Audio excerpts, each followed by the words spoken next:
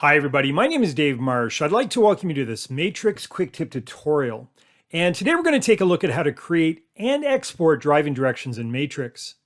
Now before I begin, I'd first like to mention that because each MLS may have slightly different requirements, the system that we'll be using during this tutorial may differ slightly from the one that you're currently working with.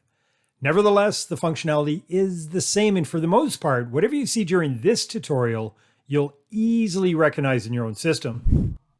All right, so to create driving directions in Matrix, let's begin by generating a search and then select each of the properties that we'd like to visit. And we'll do this either directly from the results on the map or from the display. Next, I'm going to select the directions option located in the Actions panel. And you'll notice that when I do this, Matrix automatically organizes my selected properties into what it considers the most efficient driving route. In addition to this, each tour is broken down with turn-by-turn directions to the next property on the list, including distance and the approximate driving time.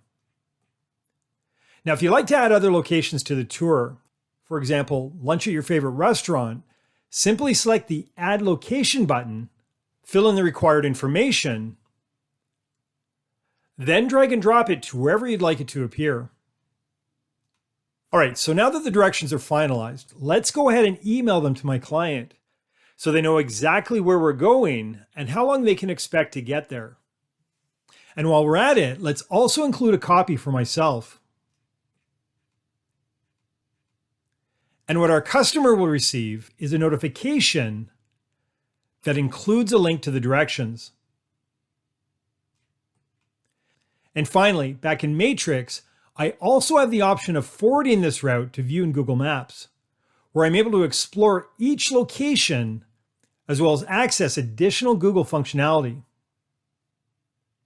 And for those who have already signed into their Google account, there's also an option to send these directions to their mobile device for real-time navigation to assist you while you're traveling.